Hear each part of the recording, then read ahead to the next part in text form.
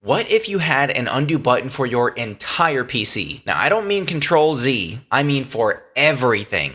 For years, this has been at the top of every Windows user's wish list. With the recent preview update KB5095093, Microsoft has finally delivered on that.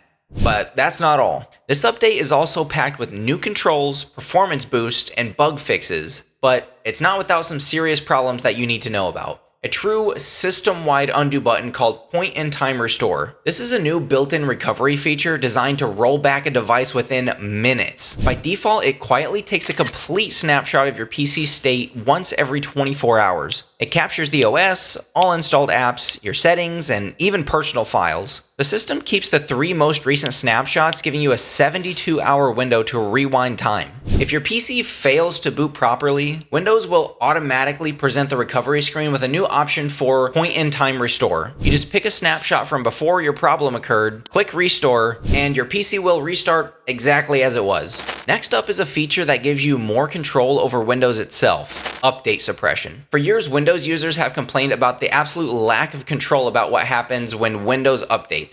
And this update finally addresses that. First, you can now block specific driver updates without pausing all of Windows Update. If a new graphics driver is causing issues, you can use the new Group Policy Editor to prevent Windows from installing that specific driver by its hardware ID while still getting all of your important security patches. Second, for those who just need to prevent interruptions, the Pause Update feature is now more flexible. Instead of a limited weekly selection, you can now pick a specific end date on your calendar up to 35 days in the future. And when this period is over, you can repause as many times as you need, effectively letting you delay updates infinitely. This gives you the power to ensure that your machine stays stable when you have a big project or a trip. Beyond those major features, this update brings a host of smaller but very important updates as well. First, File Explorer is getting a much needed speed boost. Microsoft has reorganized the Home tab to improve performance so that applications should launch noticeably faster. They've also fixed bugs related to OneDrive favorite duplication and resolved intermittent blank screen issues.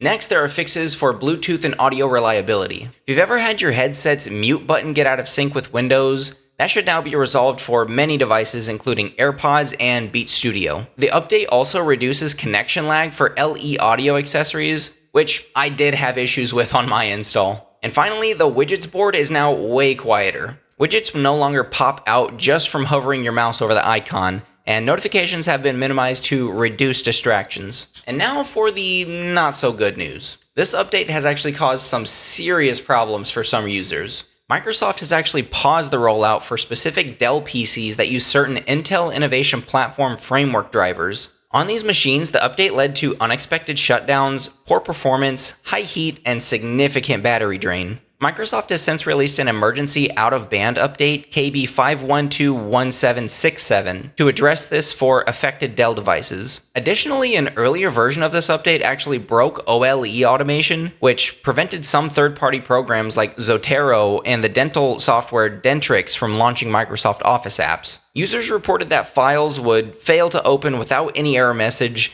and Microsoft has acknowledged this and released corrective patches to fix the issue. So, what's your take? Are you excited for the new features like Point-in-Time Restore? Or are these small bugs keeping you from updating? Let me know down in the comments below, and while you're down there, leave a like and don't forget to subscribe.